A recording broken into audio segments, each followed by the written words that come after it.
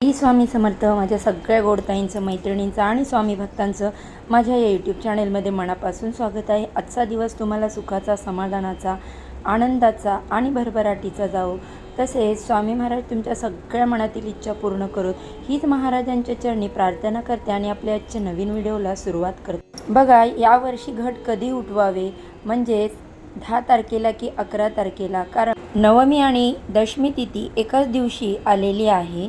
याशिवाय नवरात्रीच्या घटाचं उद्यापन कधी करावं, देव कधी हलवावे, तसेच घट कधी उठवावे, देव हलवल्यानंतर आपण दसऱ्याची पूजा कशी करावी किंवा देवांना स्नान कधी घालावे, उठता बसता ज्यांचा उपवास आहे त्यांनी उपवास कधी धरायचा आणि उपवास कधी सोडायचा, किंवा ज्यांचे 9 दिवसाचे जे उपवास आहेत ते उपवास यंदा कधी सुटणार आहेत. याशिवाय कडाकण्याचा नैवेद्य आपण कधी करायचा आहे, घटाला कोणता नैवेद्य दाखवायचा, पुरणपोळीचा नैवेद्य कधी करायचा, आणि तुम्ही जर तुमच्या घरामध्ये अखंड दिवा लावला असेल तर तो कधी उचलावा आणि अखंड दिवा उचलताना कोणत्या चुका करू नयेत. याशिवाय देव कधी हलवावे, देवांची योग्यरित्या पूजा कधी करावी, दसऱ्याचा जो शुभ मुहूर्त आहे तो मुहूर्त कोणता आहे, घट कोणत्या मुहूर्तावरती उचलावे, शिवाय घट कसा हलवावा व घट हलवताना काय म्हणावे, नैवेद्य काय दाखवावा, घट कोणी उठवावा कोणी उठवू नये,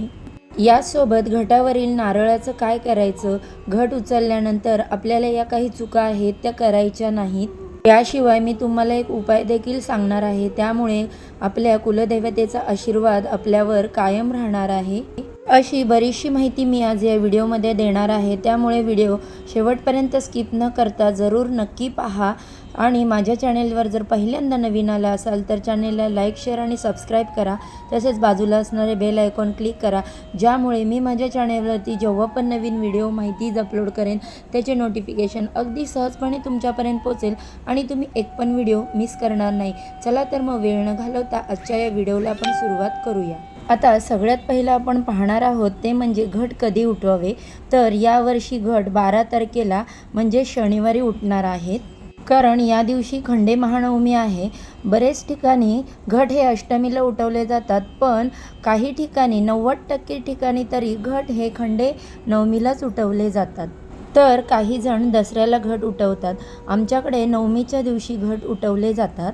घट हे नेहमी नवमीला उठतात, परंतु काही वेळा तिथीनुसार दिवस मागे पुढे होतात. नवरात्र हा 9 दिवसाचा सण असल्यामुळे घट हे जे आहेत ते नवमीला उठवतात, परंतु तिथीनुसार मागे पुढे दिवस झाल्यामुळे कधी कधी घट हे आहेत ते दशमीला देखील उठतात. यंदा 10व्या दिवशी आपल्याला घट उठवायचे आहेत. यावर्षी 12 तारखेला खंडे नवमी आलेली आहे, त्यामुळे आपल्याला घट हे 12 तारखेला उठवायचे आहेत. ज्यांचा उठता बसता उपवास आहे त्यांनी हा उपवास कधी करावा, तर उठता बसता उपवास केलेले आहेत त्यांनी दुर्गा अष्टमी म्हणजेच महाअष्टमीच्या दिवशी उपवास पकडायचा आहे. वार शुक्रवार आहे आणि तो 12 तारखेला शनिवारी तुम्हाला सोडायचा आहे. आणि ज्यांचे 9 दिवसाचे नवरात्राचे उपवास आहेत त्यांनी देखील 12 तारखेलाच उपवास सोडायचे आहेत. यावर्षी हर जागर कधी आहे, हर जागर म्हणजे अष्टमीच्या दिवसाला म्हटले जाते.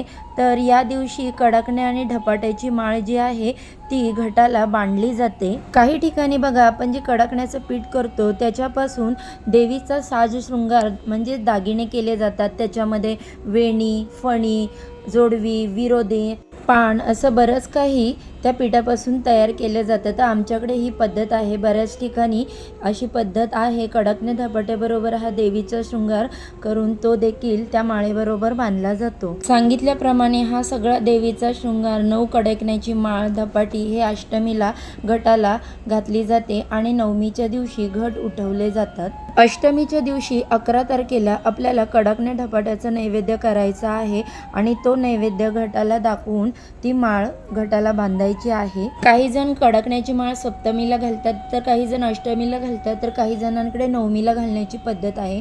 पण ज्यांच्याकडे ज्यांच्या रीतीनुसार जी पद्धत आहे त्यानुसार तुम्ही कडकण्याची माळ घटाला बांधू शकता. त्यांना कडकण्याची माळ घटाला घालायची आहे त्यांनी अष्टमीच्या दिवशी घालायची आहे.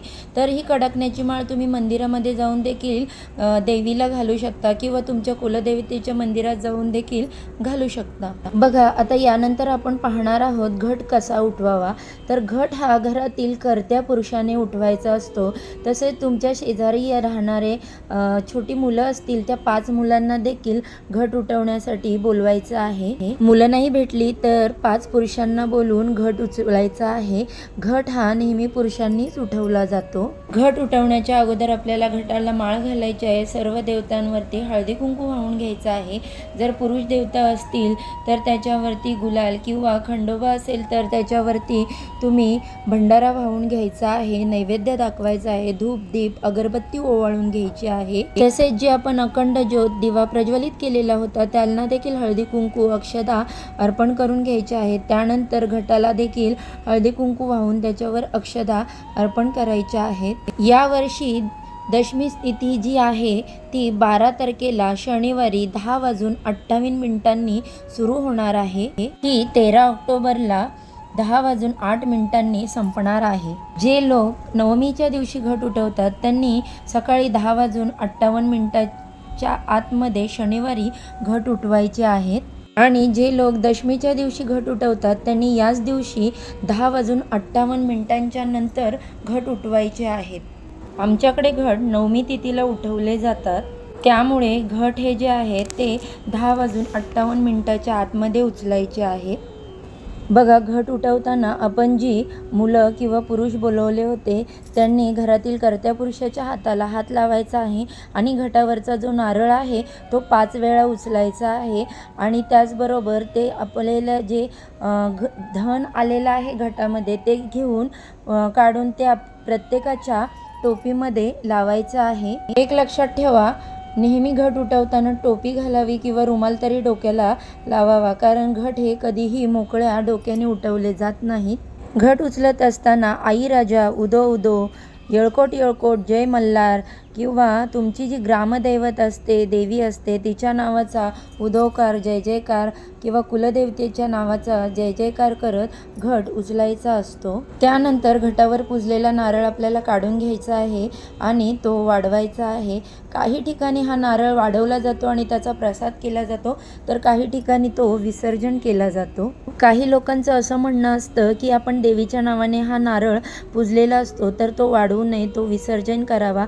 परंतु तुमच्याकडे ज्याप्रमाणे तुमच्या भागात जी पद्धत असेल त्याप्रमाणे तुम्ही नारळ वाढवू शकता किंवा विसर्जन करू शकता. आमच्याकडे तर नारळ वाढवायची पद्धत आहे, त्यामुळे हा नारळ वाढवला जातो आणि त्याचा जो प्रसाद आहे तो करून सर्वप्रथम आपल्या देवाऱ्यामध्ये जे आपले कुलदैवत, ग्रामदैवत, इष्टदैवत, गुरुदैवत जे पण देव आहेत त्यांना तो प्रसाद ठेवला जातो. त्यानंतर घट उठवण्यासाठी आलेले जे पुरुष मंडळी आहेत किंवा लहान मुलं आहेत त्यांना तो नारळाचा प्रसाद दिला जातो आणि त्यांचे टोपीमध्ये हे धान खोवले जाते. तसेच आपण जी कडाकण्याची माळ बांधलेली असते त्या माळेतील कडाकणी देखील यांना प्रसाद म्हणून दिला जातो.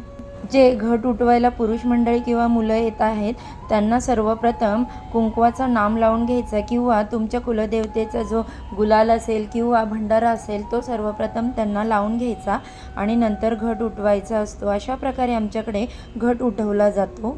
अशा प्रकारे आपण नवरात्रीच्या या घटाचे उद्यापन करायचे आहे. आता बघा, आपण जो घट बसवलेला असतो त्या घटामध्ये पाणी शिल्लक राहिलेलं असतं तर ते पाणी असंच फेकून द्यायचं नाही, कारण त्यामध्ये देवीचं जागृतत्व साठलेलं असतं. याशिवाय आपण 9 दिवस जी उपासना करतो, पाठ करतो, त्या उपासनेचे सगळे फळ जे आहे किंवा शक्ती आहे ती या पाण्यामध्ये आलेली असते. घटाच्या जवळच एखादं पान घ्यायचं आहे आणि त्या पाण्याने ह्या घटामधील सर्वत्र पाणी आपल्या घरामध्ये प्रत्येक ठिकाणी जाऊन शिंपडायचं आहे. यामुळे घरातील नकारात्मकता नष्ट होते. घरावर असलेली करणी, बाधा किंवा दोष हे दूर होतात. हे करायला तुम्ही अजिबात विसरू नका, कारण आपण जी कुलदेवतेची सेवा केलेली असते त्या कुलदेवतेची सर्व शक्ती या पाण्यामध्ये एकवटलेली असते. म्हणून हे पाणी आपल्या घरामध्ये सर्वत्र जरूर शिंपडा. हे पाणी घरात सर्वत्र शिंपडून झाल्यानंतर आपल्या घरामध्ये जे पण व्यक्ती आहेत त्यांच्या डोक्यावर देखील हे पाणी शिंपडायचं आहे. त्यानंतर आपण घटाला जो लाल पिवळा धागा म्हणजेच कलावा जो बांधलेला असतो तो काढून घ्यायचा आहे आणि तो आपल्या घरातील कर्ता पुरुष किंवा लहान मुलं यांच्या हातामध्ये बांधायचा आहे. कारण 9 दिवसाच्या या नवरात्रामध्ये देवीचं पूर्ण जे शक्तित्व असतं ते या धाग्यामध्ये आलेलं असतं. म्हणून हा धागा फेकून द्यायचा नाही, तो कर्त्या पुरुषाच्या हातामध्ये बांधायचा आहे. किंवा घरामध्ये जी कुलस्त्री आहे तिच्या हातामध्ये देखील बांधला तरी सुद्धा चालेल. सांगितल्याप्रमाणे या घटामधलं पाणी आणि हा धागा जो आहे म्हणजेच कलावा हे कुठेही टाकायचं नाही.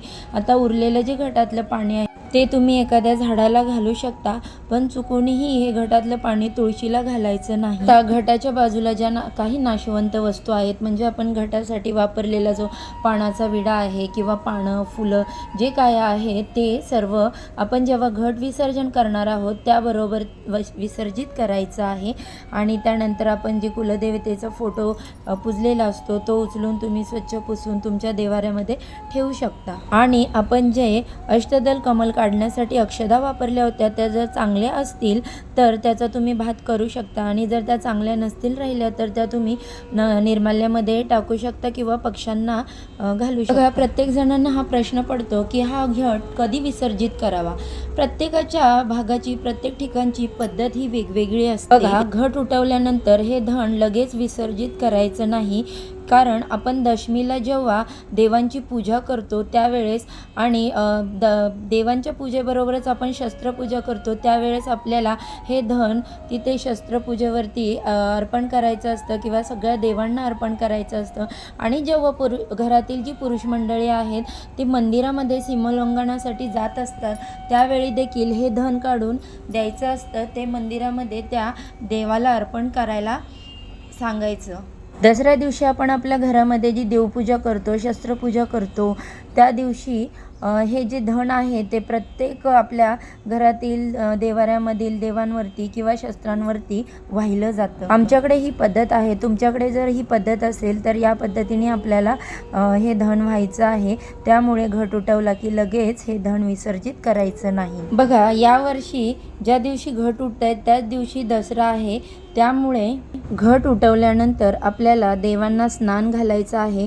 कारण दसरा हा 3.5 मुहूर्तापैकी एक मानला जातो. या दिवशी आपण देव हलवायचे असतात, देवांना स्नान घालायचे असते. दरवर्षी नवमीला घट उठतात, परंतु यावर्षी नवमी आणि दशमी तिथी एकाच दिवशी आल्यामुळे यावर्षी ज्या दिवशी घट उठणार त्याच दिवशी दसरा आहे. म्हणून याच दिवशी आपल्याला देवांना स्नान घालायचे आहे घट उठवल्यानंतर. यासाठी आपल्याला पूर्णपणे सगळी देवघराची साफसफाई करून घ्यायची आहे. कारण बघा, आपण 9 दिवस घट बसवलेले असतात त्यावेळेस आपले देव पानावरती बसलेले असतात. देवघरामध्ये आपण अजिबात काही हलवत नाही. त्यासाठी ही पूर्ण अगोदर साफसफाई करून घ्यायची. त्यानंतर देवांना स्वच्छ स्नान वगैरे घालून मग आपण देवपूजा करायची आहे. दसऱ्याच्या दिवशी जेव्हा आपण देवपूजा करतो त्या दिवशी देवांना नवीन वस्त्र अंतरायचं आहे आणि त्याच्यावरती देवपूजा करायची आहे. दसऱ्याच्या दिवशी देवांना झेंडूची फुलं अर्पण केली जातात. दसरा हा 3.5 मुहूर्तांपैकी एक मानला जातो. त्यामुळे आपण दसऱ्याच्या दिवशी सोनं देखील खरेदी करतो, तसेच शस्त्रपूजा करतो. बघा, यानंतर आपण जो घटासमोर अखंड दिवा प्रज्वलित केलेला असतो तर तो आपल्याला उचलायचा असतो. परंतु जर तो दिवा विझलेला नसेल तर तो मुद्दामून विझवू नये हे मात्र लक्षात ठेवा. ही दिवा विझवण्याची चूक अजिबात करू नका. परंतु हा अखंड दिवा जर विझलेला असेल, शांत झालेला असेल तर त्याच्यामधले तुम्ही वात काढून घ्यायची आहे. त्यानंतर आपण अखंड दिव्यामध्ये विलायची आणि जी लवंग टाकलेली होती ती देखील तुम्हाला काढून घ्यायची आहे. ती अशीच निर्माल्यामध्ये कुठेही फेकून द्यायची नाही, कारण 9 दिवस आपण जी सेवा केलेली असते देवीची त्यामुळे याच्यामध्ये देवी तत्व जागृत झालेलं असतं. त्यामुळे ह्या दिव्यातील वस्तू तुम्हाला इकडे तिकडे कुठेही निर्माल्यात फेकून द्यायच्या नाहीत. तर तुम्हाला एका मातीच्या भांड्यामध्ये भीमसेन कापूर घ्यायचा आहे आणि तो प्रज्वलित करून ह्या दिव्यातील वात तसे त्या दिव्यामध्ये टाकलेली वेलची आणि जी लवंग आहे ती ह्यामध्ये प्रज्वलित करायची आहे. बघा मगाशी सांगायला विसरले, घट उठवण्याच्या अगोदर आपल्याला पुरणपोळीचं नैवेद्य अर्पण करून मग घट उठवायचा आहे आणि त्यानंतरच तो उपवास सोडताना पुरणपोळीचा नैवेद्य खायचा.